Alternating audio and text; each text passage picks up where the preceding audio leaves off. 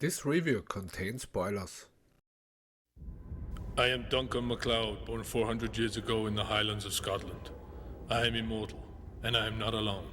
For centuries we have waited for the time of the gathering, when the stroke of a sword and the fall of a head will release the power of the quickening. In the end, there can be only one. Duncan MacLeod has sexy time. Richie breaks into an antique shop, the shop of Duncan. Duncan feels something, takes his sword and surprises Richie. Slain then jumps from above through a window and challenges Duncan. Connor MacLeod interrupts them and leaves after Slain. Duncan visits Richie, who got arrested at the police station, and makes sure that he doesn't talk about what happened when he broke in. Later that evening, Duncan talks with his girlfriend about his long life, and then he has again sexy time. On the next day, Connor visits Duncan again.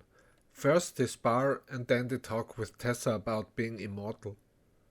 We then have a flashback. We see Native Americans who got killed and one of them was Duncan's girlfriend/wife.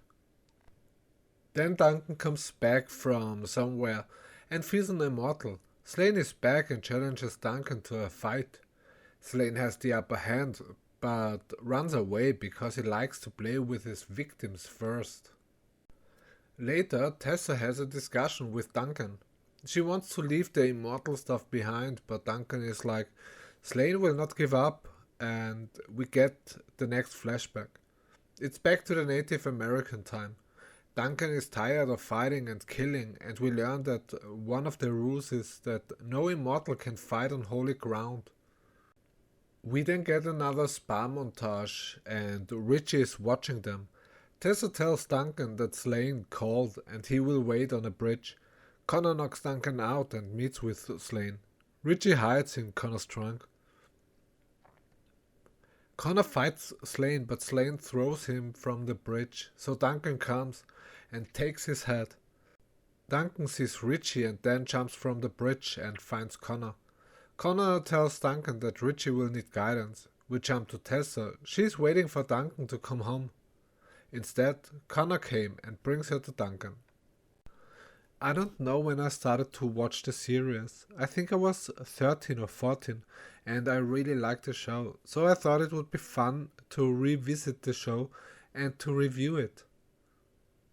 Maybe I should watch the movies first, since I don't remember anything anymore, but I saw them as a teenager as well. Maybe I make it as I did it with Cobra Kai. I watched the movies after the show made me curious about some pieces of information. I don't know if the series will have the same effect, but we will see. That said, let's jump into the review.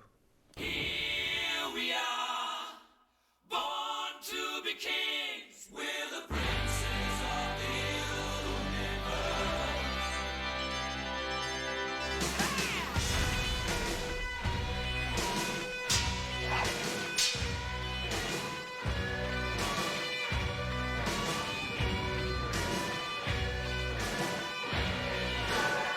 I am immortal. I have inside me blood of kings. I have no rival. No man can be my equal. Send me to the future of you all. This episode starts so good.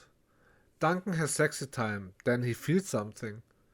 So he goes with his sword into the store area. Richie is playing around with an antique sword, and I love it when Duncan comes in and challenges Richie. Richie is like, what? Hey, sorry man, I pay for the damage I have done. And Duncan is like, it's over when I cut off your head. And then he's like, his brain starts to process slowly the pieces of information he got from Tessa. She said, oh, it's just a boy. And you see how confused Duncan is. That was so fun. But there is someone else, Duncan said. And at this moment, Slain Quince jumped through Duncan's roof window. Do you call it in English a roof window? Anyways, Slain wants some quality time with Duncan. The acting from Richard Mall is amazing. It's so funny. Slane is flirting with quotes, with Duncan's girlfriend, and when Duncan talks back, who shows up? Connor MacLeod from Clan MacLeod from the Highlander movies. So I totally forgot that he was also in the show. I guess it's just for the pilot, but this is still cool. This alone makes me wanna watch the Highlander movies. Connor and Duncan wants to attack him, and Slane is just standing there with his index finger up and says that the rules say it isn't allowed to fight 2 against 1. This is our first rule.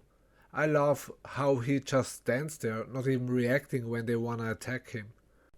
What happens if you do it against the rules? Are they mega immortal so you cannot lose your head? Or you don't have the lightning show? Or you die as well? They don't tell us any consequence of what would happen if you don't play by the rules. The fight starts and we hear sirens, which is for Slane the reason to leave. And he leaves the place in the most awesome way possible. He ruins a window, and this is in slow motion, and then it jumps out of the window, and this is also in slow motion. So this looks very amazing. This was the best beginning ever in a show, and these were just the first 9 minutes. We learned that Duncan is 400 years old, and Tessa raises an interesting question about growing old with someone who doesn't age. If I remember correctly, that was also in the first Highlander movie as a similar topic, wasn't it? Slane is observing Tessa, and how it's edited is just great. And I love his car. He notices Connor and leaves. Connor visits Duncan and they have a little duel and talk while fighting. The fight looks good for a simple choreography. We have later in the episode the same scene in a montage, but it isn't a flashback. It shall be another sparring fight between the two, and this time Richie is watching them without them noticing it. After this scene, we jump to a kitchen conversation. Connor talks with Duncan and Tessa, and we learn the next rule. There can only be one. The last one has the power of all immortals who ever lived. What does this even mean? What powers? Can he fly? Some Jedi stuff? Telekinesis? It is enough power to rule this planet forever. Aren't immortals alien or something? I think that I remember that Connor was really old and he was the last one, and then someone got sent to Earth and he got young again because of a new immortal. I don't know. It was 20 years ago since I saw Highlander stuff, so everything is pretty vague in my brain. Connor also says that if someone like Slane is the last one, then mankind will suffer an eternity of darkness from which it will never recover. And he delivers this line so well. It makes sense, I guess, since he would have enough power to rule this planet forever, whatever this means. The editing is a bit off sometimes. We are in the kitchen with Tessa, Duncan and Connor. Then we get this creepy transition into the past, and the next scene change is Duncan in his car outside of the antique store, and he feels something. And this happens twice. Tessa and Duncan have an argument, a creepy transition, and then Duncan and Connor spar. How did Richie follow them? And why? And how does he find them always, even after Duncan jumps down the bridge? First fight, Slane versus Duncan. Slane is the stronger one and kicks Duncan so he falls down. And instead of stabbing him while he's on the floor and then taking his head, he runs away. Why? This is very dumb. I know he says that some call him Slender Cat because he likes to play with his victims, which makes it not less dumb. Fight Connor versus Slane. This fight is pretty awkward, bad acted, bad edited and bad choreographed. But it's funny to watch nonetheless. I'm not a sword fighter, but I'm pretty sure that you don't use a sword like this. The last fight, Slane vs Duncan, looks better than the fight before. but how Slane loses is so dumb. Duncan defeats Slane. He gets his head, and after the lightning show he jumps from the bridge and finds Connor.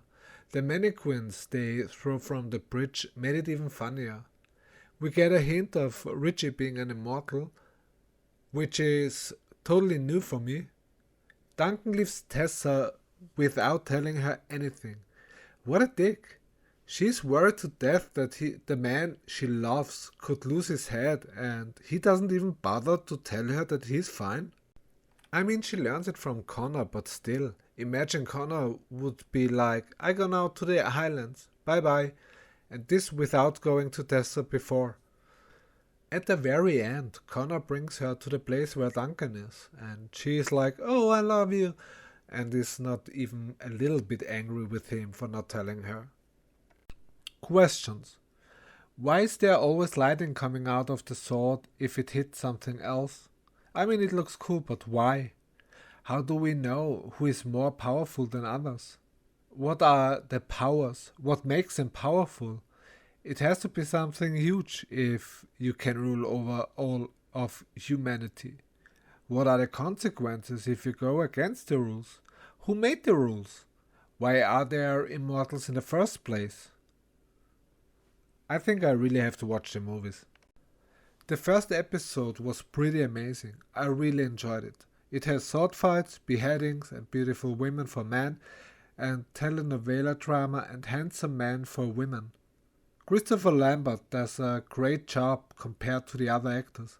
I guess we don't see him anymore since this was a pilot and Duncan MacLeod is now established. But hey, you never know, and I obviously never saw the whole show. And the Queen's soundtrack really elevates the show. It makes things so much cooler. As I said before, I liked this episode a lot. It was not good, but it was so much fun. I'm hoping for the show to hold this level of being fun. And what I also wanna have is the dates when they do flashbacks. We had 2 flashbacks, but without a date. So, this was my review of episode 1. What did you think about this episode? Let me know in the comments below. If you like this video, please give it a thumbs up and hit the notification bell and subscribe to my channel. Thank you for watching. Have a nice one. You take care. See ya.